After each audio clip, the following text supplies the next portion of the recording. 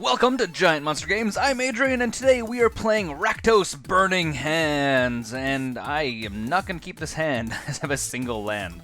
What is that? That is not keepable at all. This, on the other hand, is not the ideal hand, but I will keep it. I would rather not go down to one less. And what do I think? Hangarback Walker is not what I would like to have, so you can put it on the bottom of the library. And it is our opponent's turn first. They play a mountain, a snow-covered mountain at that, so we may be playing against, what is it, Skeed? Snow Skeed? And there's a Hangarback Walker on top. Huh, would have been double Hangarback Walker. We'll throw Blood Crypt into play. Should we bring it in untapped? If we bring it in untapped, we may be able to bolt our opponent, but yeah, we'll pay the 2 life. We're going to pay 2 life. This is kind of unusual. Normally I would not pay the 2 life, I'd just play it down and forget about it, but today we're going to change our game plan. We're going to go for plan B, is basically what I'm trying to say here. Our opponent plays a second Snow-Covered land and a Mind Stone. That's neat. I think we might just bolt our opponent's face then, for one. And then go to our turn. We get a Rune Flare Trap, which is neat. We will play our second... We're just going to play it tapped. I don't think we're too concerned about it this time, because we could play Hangarback Walker, but I don't really want to pay another 2 life for Hangarback Walker. It's not worth that much to me, and yeah. If it was not a Blood Crypt, if it was a Howling Mine, I definitely would have played it, but it's not, so I'm not as concerned about it, you could say. And so what is our opponent playing now?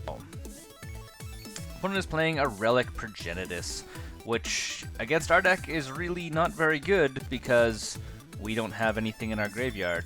Well, we don't ever use our graveyard. It's just kind of like a dead zone for us. So, you know, that's neat. I'm okay with that. Our turn again. So we're going to turn 3. Ugh. We really need another land. So let's just play Hangarback Walker for 1, or well, for 2, I should say, which is fine. I'm not going to complain about having a Hangarback Walker on 1 because, again, now whatever he plays, we could block it, and then when this dies, we'll get more blockers. And if we don't draw lands, our opponent Lightning Bolted. I just had it on past turn, so our opponent double Lightning Bolt. And our face, neat. That's fine by me. What is our opponent doing now? And our opponent is playing a Sin Prodder. I have been brewing with this for a while, and I'm yet to find a deck that it really finds home. I think it's actually really good, but my opponent's making us exile more stuff. I think it's really good, but it needs to find the right home, because there's lots of really good 3-drop slots, and it becomes quite difficult. Howling Mine, that is definitely something we want to see. Okay. We'll hopefully be headed in the right direction. This is actually kind of a little bit weird. Normally this deck doesn't miss so many land drops, and we are just going to attack and call it that, because we're not going to block this guy, obviously. He has Menace. So might as well get 1 damage in. Going on the attack with Thopter plan currently. Hopefully that'll change in the near future here. And our opponent reveals a snow-covered mountain. Oh no, he doesn't reveal. He just, reveal a top card of the library. What is our opponent revealing? Yeah, he does reveal a snow-covered mountain. Okay. Might as well just leave that open, because this is going to be going off multiple times, I'm assuming. No? He can... Oh, I see. I could pay... I forgot. I can pay life equal to... Oh! Dang it. Okay, I totally forgot what Sin Prodder actually did for a second. And it's... You may pay life equal to its casting cost. So we should have just thrown that snow-covered land into the graveyard. Oops! That's my bad. My bad indeed. It's okay. It's the world's not ending. On the upside, though, we are going to be able to Rune Flare trap our opponent on the next turn for, at this point, 6, which is neat. Hopefully more. And yeah. Okay.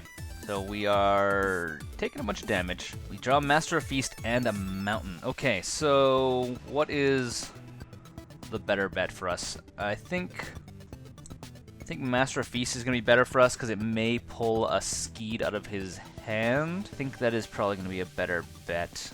We don't have our next artifact, so yeah, we're just going to play...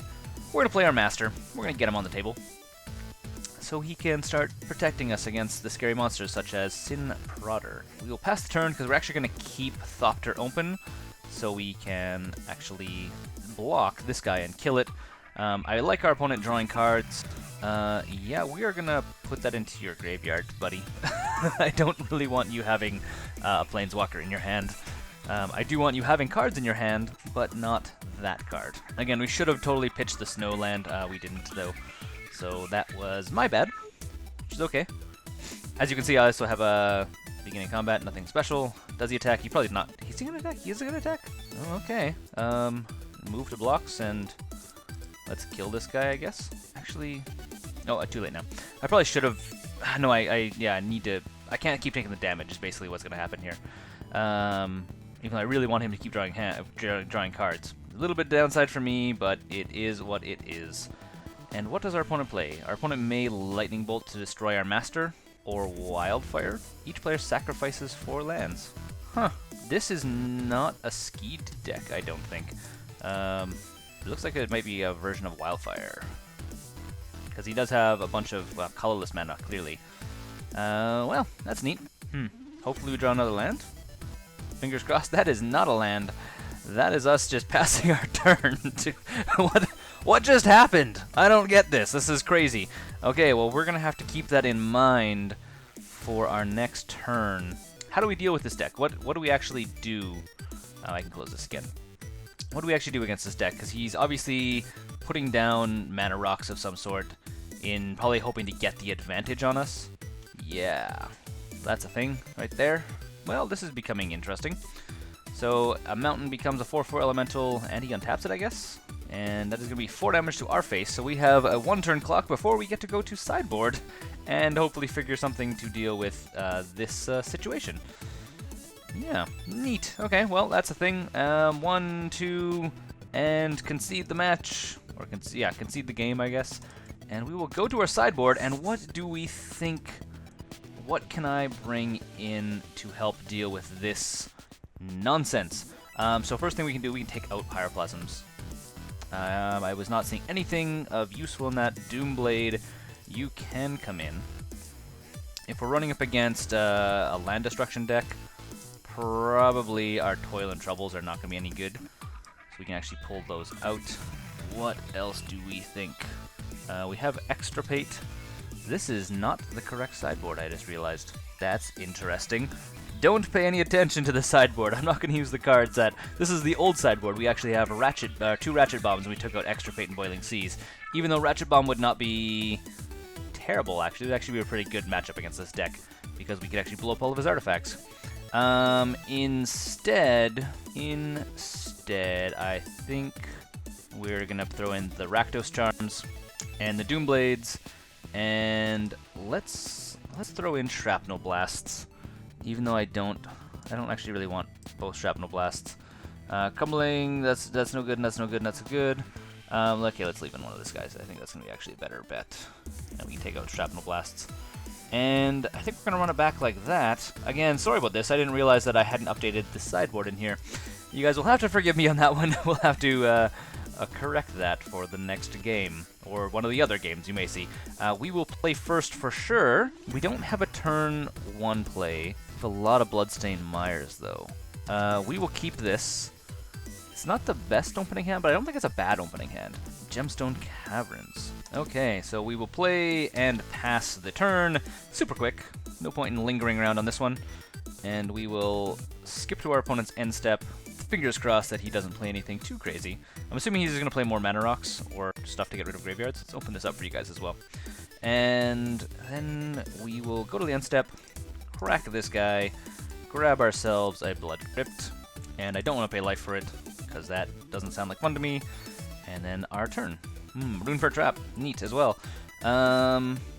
We may as well do the exact same thing, actually, and we will potentially Lightning Bolt on the end of his step as well, unless he puts down something, which, again, we didn't really see anything other than that one thing that he played, creature-wise.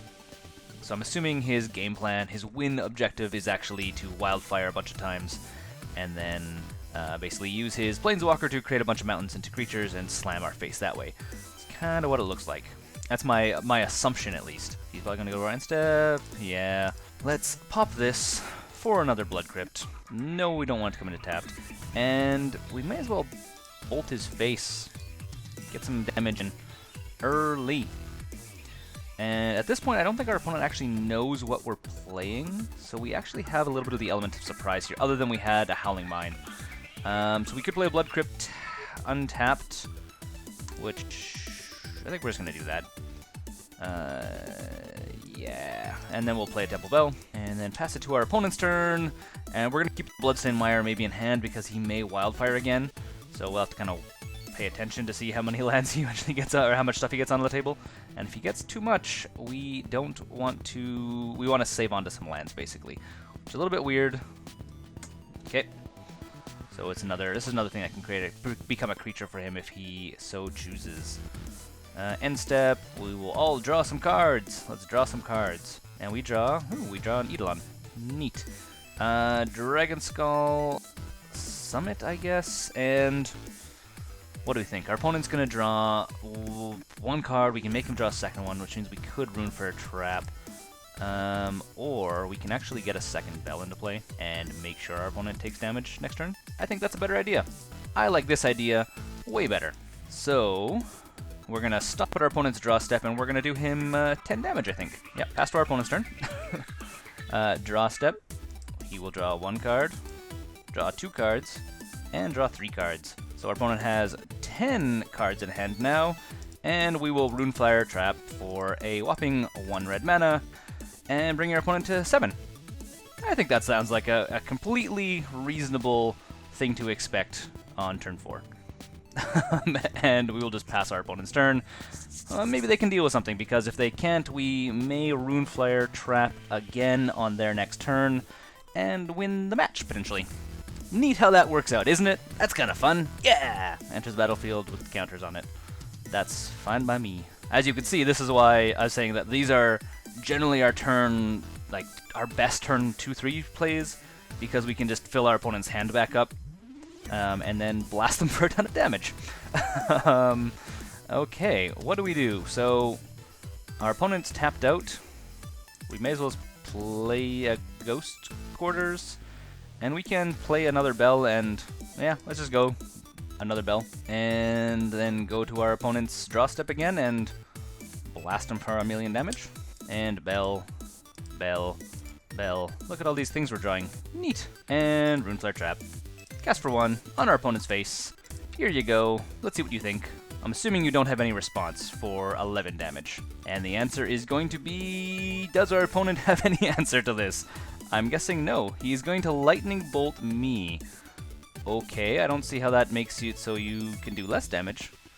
You have enough to go down to 7 cards. I hope you do, because I have a Lightning Bolt in hand.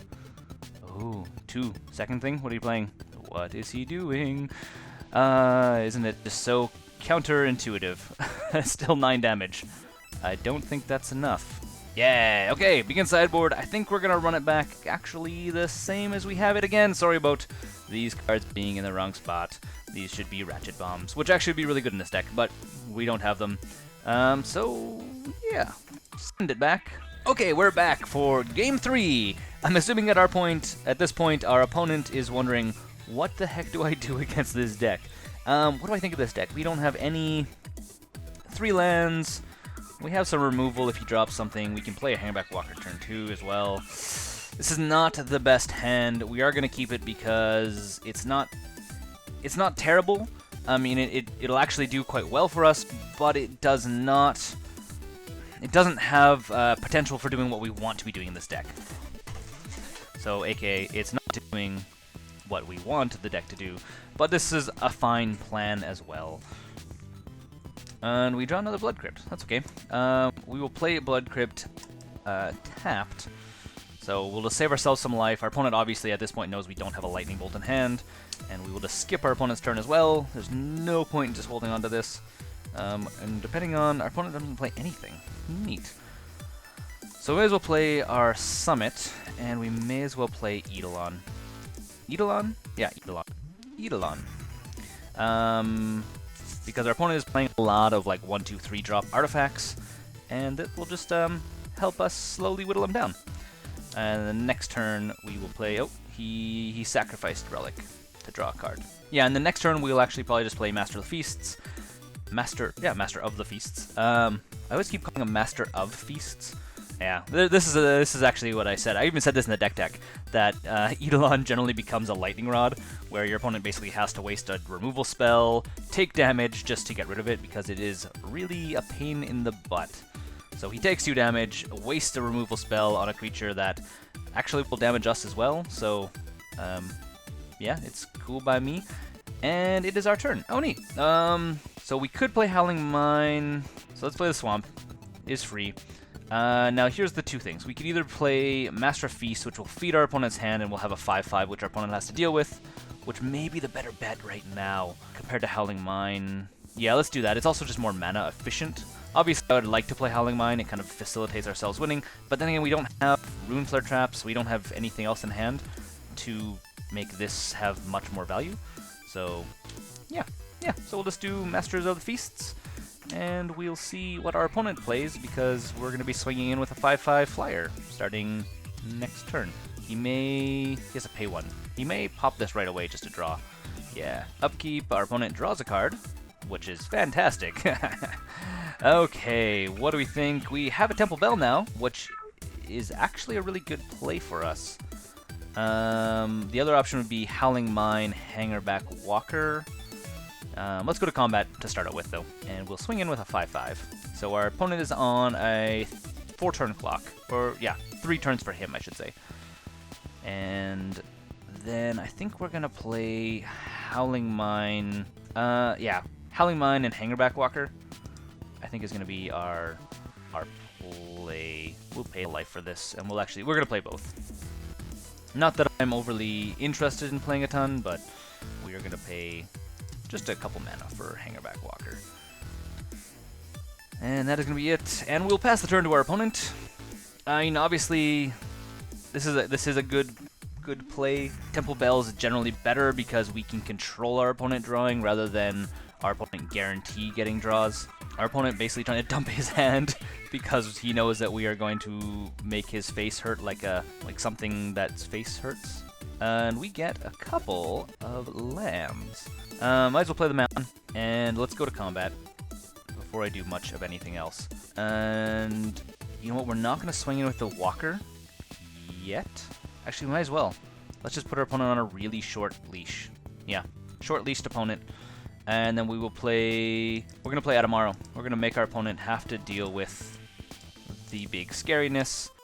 And then we'll actually leave up stuff for Doomblade in case our opponent does manage to get a blocker down. I think that works. I think this is going to be a very lovely plan for us. So our opponent may scoop right now if he... Depending on what he does, I mean... Unless he can play 3 cards out of his hand, because he's sitting on 9 cards right now. So Adamaro at our next turn is potentially going to be a 7/7 or 8/8 potentially. Wormcoil Engine. Oh, that's nice. I like that. I don't see how that actually stops anything though. What do we think? If we Doomblade Wormcoil Engine now, okay, that's fine. I think that's fine. We could Doomblade it right now, but then we have 2 of them to deal with. Which is not what I want to do. Rather, we're going to go to our turn. So the plan is actually that at the beginning of his next turn, we'll actually Doomblade Wormcoil. So we draw a Swamp and a Rune Flare trap. Okay, that is going to be GG for our opponent. Because we're going to Bell, and we will even go to combat and swing with the Master of the Feasts. Yeah, so we have multiple options here. Obviously, we're going to swing with Master of Feasts. Master of the Feast, I should say. Our opponent can't do anything about that, and then at the beginning of his next turn, we're going to make him draw his last card with Temple Bell, and then we're going to blast him with Rune Trap. Something else we could potentially do, and we'll actually just do this in response to Howling Mine. Something else we could actually do as well, again, Doomblade his Wormcoil, which we may do anyways. So here we go. Here you go, guy. You get 11 damage. What do you have? Come on, anything? I want to see if you have anything. And that is us winning the match. So that worked out pretty well. We're kind of playing against a little bit of a rogue deck, I guess, as well, but that's fine. I'm okay with playing against rogue decks. Anyways, I hope you guys enjoyed this deck, and you definitely saw what kind of craziness this thing does. Anyways, I'm Adrian, this is Giant Monster Games. Don't forget to subscribe if you like this content, and until next time, don't forget to game like a giant monster.